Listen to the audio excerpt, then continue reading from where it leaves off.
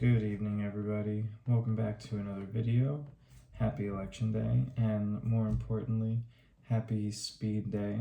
As you all know, today is another speed session. Usually it's done on Tuesdays. Today is Tuesday, so I am now starting to build in the habit of not looking forward to Tuesdays. And this is just a subconscious thing that I wake up and there's just this eerie feeling behind me that I'm gonna have to nearly throw up on the track, and that's what happened and what always happens because I have a tendency to push myself a little bit too hard. The good news is today, based on my data, my VO2 max went up by 1 point, so that's worth celebrating. But for the rest of you, this is what you actually care about, and here's the speed workout that I did today. So the total volume was it was prescribed to be 7 miles. I did 7.5 miles, and the reason for that was I just misjudged the distance between the track and my new place. And I also had a complete brain fart when I finished my intervals.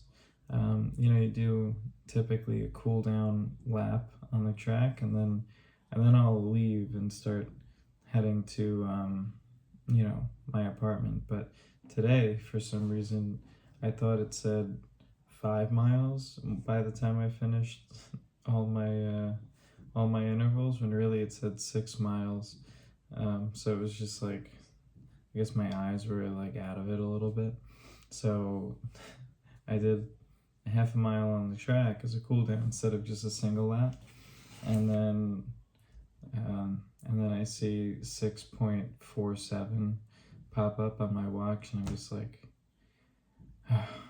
okay, looks like I'm going to be running a little bit extra today. So I hopped the fence of the track to shorten the amount of distance it would take for me to actually get to the road and start heading back home. And then I trotted along home and made it there in 7.5 miles. So that was just a quick sidebar, but the actual workout was a 2-mile warm-up, which I like to hold a zone 2 heart rate or a lower. My aerobic fitness, it's pretty good, but it's not nearly like some of the people you might see online. Some people will bust out 10-minute miles and have a heart rate of 130.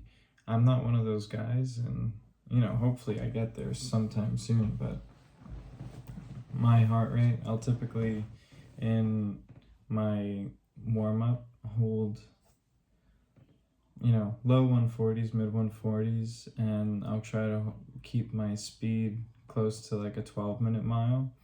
I'm really allowing my ego to fall to the side here a bit, and people hear 12-minute miles, or people see themselves do 12-minute miles, even if it's a warm-up, and they'll tend to judge themselves about that speed. But this is a game of time, numbers, and minimizing injury, and doing the right thing. You really should be putting that time in that low aerobic zone. That's where you're going to get most of your training benefit. So if it's 12-minute miles that puts you there, then you should run 12-minute miles. So anyway, that was the warm-up. I got to the track, did that. After the warm-up, I have some mobilization type exercises that I like to do just before starting to run. So I'll typically do side leg swings, forward leg swings, some type of quad stretch, some type of hamstring stretch, and some type of calf stretch, just to get moving, just to get loose. As you've probably heard me complain about before, I have a tendency to get pretty achy in my legs, and I'll feel it at the beginning of each run, especially as I start to throw some speed into it. So I'm finding that I still get that, but it's to a lesser degree at this point, and I would associate that with properly warming up, properly stretching, and the new workout splits that I've been doing, where, you know, lately I've been training only 5 days a week instead of my typical 6 days, and I think that is helping me balance my recovery and overall systemic stress a lot more. That was another sidebar. Getting back into the workout after the warming up and 4 100-meter striders to, you know, extend the warm up and get some speed going. Then I'll do another quick, you know, when I say that I'm doing these stretches, it's like overall less than 2 to 3 minutes worth of stretching. So just the leg swings, just some basic stretch, like basic fold over hamstring stretch, you know, grab your ankle quad stretch. And then once my legs felt like nice and fresh post striders, I entered the main set. And the main set was 10 400-meter repeats with a 200-meter jog in between each set.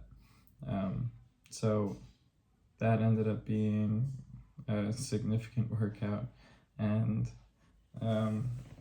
by probably the 9th and 10th set, like I was really feeling it. I definitely pushed myself to the point where I was near throwing up, definitely near initiating stomach issues. If you watched last week, I ran so hard that I gave myself GI distress, and, you know, I've done this before. It's very painful, so you want to avoid that as best you can.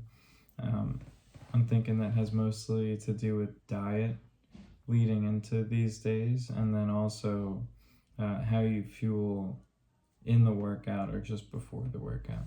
But that didn't happen today. I got right on the edge there, and then, you know, that main set of 10 400-meter sprints brought me to about 6 miles total volume.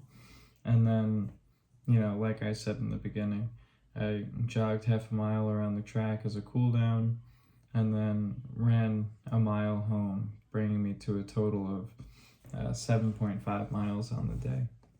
Now, I wouldn't normally want to just arbitrarily add mileage to my my training week, but, you know, I've done much more weekly mileage in the past, and knowing how to modify my own training plan in my head to make up for a less than ideal situation is a skill that you'll develop. Like, at the end of the day, an extra half mile isn't going to kill me, especially if, like I mentioned for the warm-up, I'm approaching it with the right mindset. Like, the mindset here isn't to make the cool down a workout. The cool down is meant to bring you back down to a lower aerobic state. If you can even get into your zone 1 heart rate, where it's like 140 or less, then you're killing it. Like, that's what you want. You want this cool down to bring your body back to baseline, relax your body, and get to the point where you're starting to recover from the workout already. Like, at the end of the workout, you want to finish, and ideally, and this is what happens to me, ideally you'll finish the workout, do that mile and a half, 2 mile cool down, and, you know, if you run it slow enough in that low aerobic zone, it could take like 25 minutes. That's a 25-minute cool down. by the time you finish, you almost forget how much discomfort you were in during that main set. Like, for perspective, each 400-meter sprint in that main set, I was doing at like 98 seconds was the goal. And, 98 seconds of like extreme discomfort, followed by like that cool down where you're still uncomfortable, and then holding that for 10 sets. That's like 30 to 40 minutes plus of just being extremely uncomfortable and getting your heart rate as high as possible. And that's tough. That's really tough. In that cool down period, first, while I'm in that discomfort period, you're uncomfortable and you're pushing it, and your mind will tell you things like, oh, today's not my day, or like it feels like I'm going to throw up, or I don't think I'm performing well enough, or I might be overdoing it. Like, your mind will literally tell you anything that it can to insert weakness into the remainder of the set, and your goal is to push through that. Now, after the cool down, you'll often be like, oh, that wasn't so bad. Like, that wasn't that bad of a workout, because you've mentally separated yourself from all that discomfort for like 25 minutes already. So don't skip that cool down, and really do it how it's supposed to be done. Treat it like a cool down. That's just me harping on that, because the amount of benefit that I've received by slowing down my warm-up and slowing down my cool down, like, I couldn't even put a finger on the number for that. Like, it completely changed my training. And that's probably the most valuable tip that I can give you for today, following this speed workout. Like, if you remember, or if you notice, this speed workout is pretty much the same speed workout from 2 weeks ago, because last week it was, this one's much harder. So last time it was 8 400s, and this time it was 10 400s. That's the key difference there. And if you see this fly, it's driving me absolutely crazy, but I'm just trying to ignore it. Yeah, so they added an extra 800 meters in sprinting volume. Yeah, geez, that's a lot. So if you pay attention, like, it just dawned on me right now while I'm speaking to you guys, but these intervals are going to be building like this over the remainder of this speed prep. And it's so subtle that I didn't even realize until right now that like, sets 9 and 10 were so difficult that I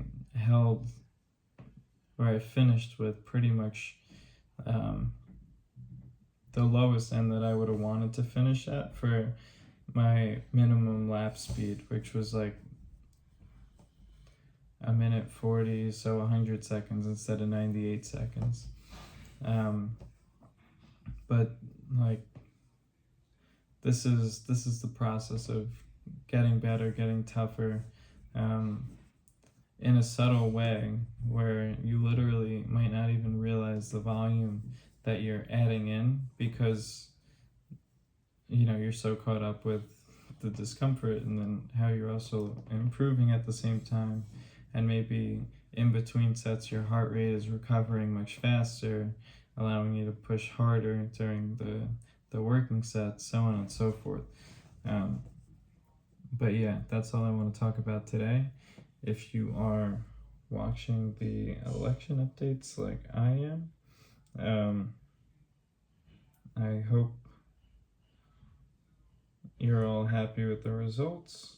I am not going to keep this, or I'm not going to make this channel political in any way.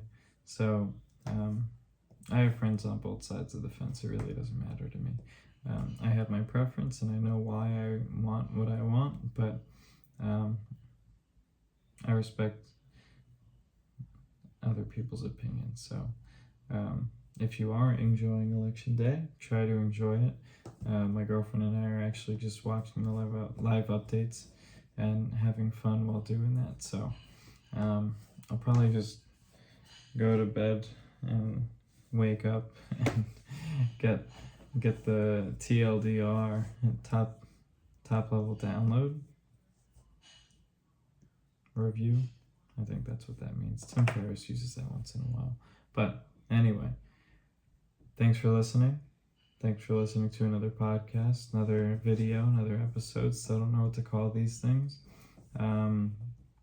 Thanks for following along with my training. If you're doing similar training, try inserting one of these speed workouts in. I would recommend building up to this intensity or this volume. Like the past 3 weeks, the speed workout, I'll just talk about the main sets. The main set for 2 weeks ago was 8 400-meter repeats. Last week was 10 300-meter repeats. And today was 10 400-meter repeats. So see that progression. And like, don't jump in on the high end and expect yourself to perform well. You might just hop in on the workout and then like hate yourself for putting yourself through that and then not wanting to do speed work ever again. So there is an art to this, there is a science to this. If you're interested, I do have my training plan that I posted that brought me from a 16:38 Ironman to a 13:51. Check it out if you want. Links in the bio. And otherwise, have a great night.